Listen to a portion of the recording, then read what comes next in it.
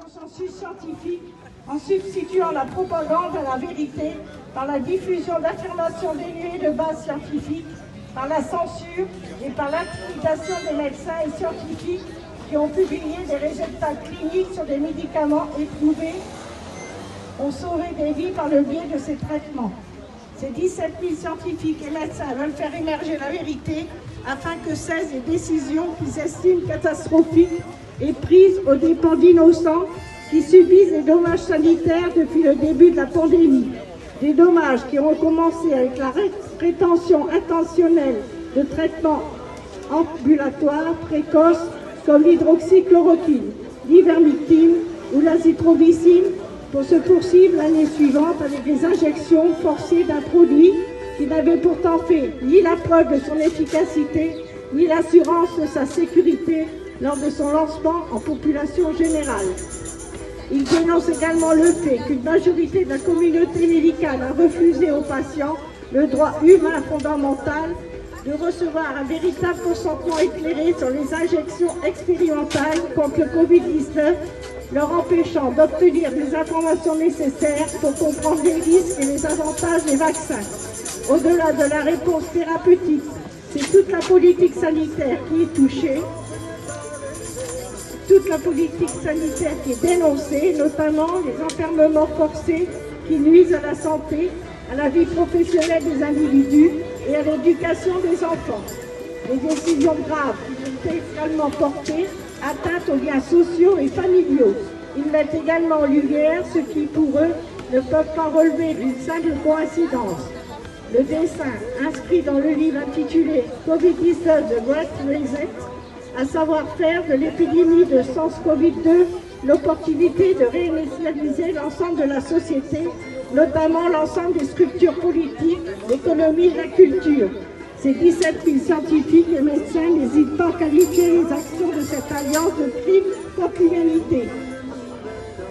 Pour eux, restaurer la confiance des gens dans la médecine implique de commencer à rétablir un dialogue libre et ouvert entre les différents acteurs de la communauté scientifique.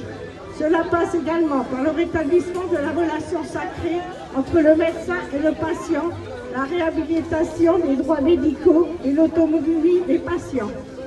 Après 2 années de recherche scientifique et après avoir analysé les conséquences des décisions politiques prises au cours de cette période, ces 17 000 scientifiques et patriciens estiment avoir démontré et documenté leur succès dans la compréhension et la lutte contre le Covid-19 et sont parvenus à un consensus autour des principes fondamentaux suivants.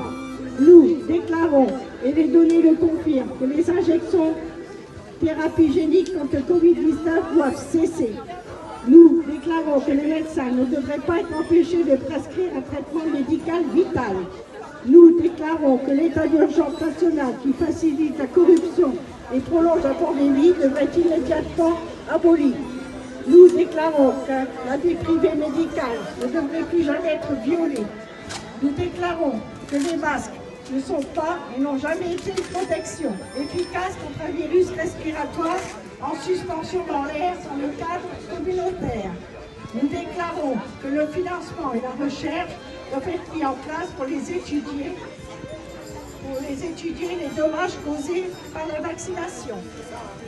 Celle qui va pas, ce qu'il ne faut pas crier. Nous déclarons qu'aucune opportunité professionnelle, y compris dans le milieu médical, scolaire et militaire, ne devrait être interdite en cas de refus de cette injection. Et le 8. Nous déclarons que les violations du premier amendement et les censures médicales opérées par le gouvernement, les entreprises de technologie et les grands médias devraient cesser et que la déclaration des droits devrait être respectée. Nous déclarons que les laboratoires Pfizer, Moderna, BioNTech, Janssen, AstraZeneca et les personnes qui leur sont affiliées ont délibérément caché des informations sur la sécurité et l'efficacité des injections aux patients et aux médecins. À ce titre, ils devraient immédiatement être inculpés pour fraude. Nous déclarons que le gouvernement et les agences de santé publique doivent être tenus responsables. Reconstruire et se construire, tel est l'objectif proposé par ce sommet particulièrement soucieux de la juste réparation des dommages causés par les effets secondaires d'une vaccination précipitée et inutile pour la grande majorité de la population, notamment pour les jeunes personnes peu sujettes à développer des formes graves de la maladie. Voilà. Bravo. Ça va vous dire.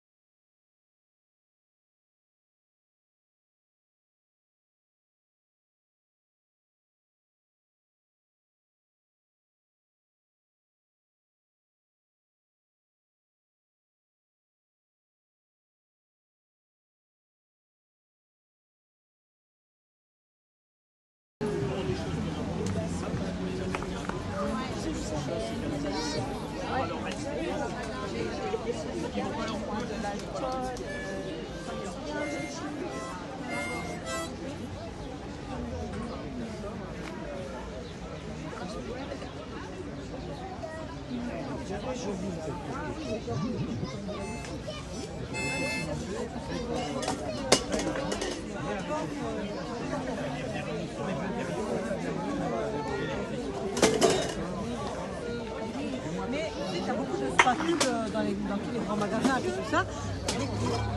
Non, bah oui. C'est ce monsieur qui avait déclaré il y a quelques mois, assez tristement, que Omicron avait mieux vacciné que ses injections Pfizer et qu'il le regrettait, ajoutant qu'à la prochaine pandémie qu'il attendait de ses voeux, on réponde plus rapidement, sans essais inutiles et plus mondialement, en traitant sans procrastination la population mondiale. Le voilà qui arrive de nouveau, Bill Gates, avec sa mine réjouie et un nouveau virus qu'il a baptisé d'un joli nom. Mais quand on est père, on a le droit de donner les noms qu'on veut à ses enfants. Le monkeypox. Rassurez-vous, c'est un homme prévoyant et organisé. Il a en même temps le nouveau vaccin, depuis le 2019 d'ailleurs. Il n'attendait plus que le nouveau variant pour le sortir. Mais combien en a-t-il dans sa mallette de VRP, de nouveaux virus et de vaccins? La variole du singe, l'acné de la coccinelle, la bronchite du crapaud, la coqueluche de la grenouille, la diarrhée du tétard, la diphtérie de la crevette, la gingivite du bois, la ringite de l'oie, oreillon du hérisson, otite de l'escargot, sans oublier l'angine de la coccinelle. Mais là c'est facile, elle a déjà les points blancs. La nouveauté, c'est vieux comme le monde. Nous avons découvert en même temps que monkeypox le nouveau variant de Premier ministre. Elle s'appelle Borne, celle-là. Et je ne peux vous dire qui l'a nommée ainsi. Mais je crains qu'on en voit vite les limites.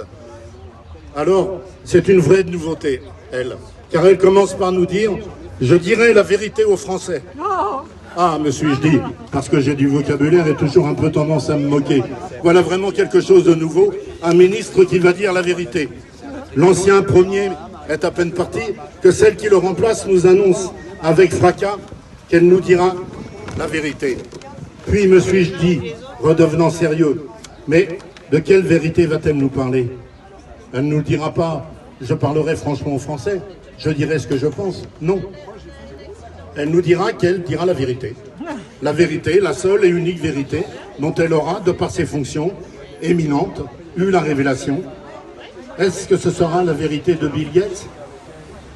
Oui, nous pouvons d'ores et déjà dire que cette vérité-là ne sera qu'un mensonge. L'histoire, écrivait Marx en citant Hegel, se répète toujours deux fois. La première fois comme tragédie, la seconde fois comme farce. Nous voilà dans la farce, mais c'est une farce sordide, mais tellement grossière qu'on ne peut qu'en rire. Quand on lit Germaine Tillon, on apprend que même dans les camps de concentration, ils savaient rire de leurs geôliers, et que c'est peut-être cela qui les a fait survivre. Alors, rions d'eux.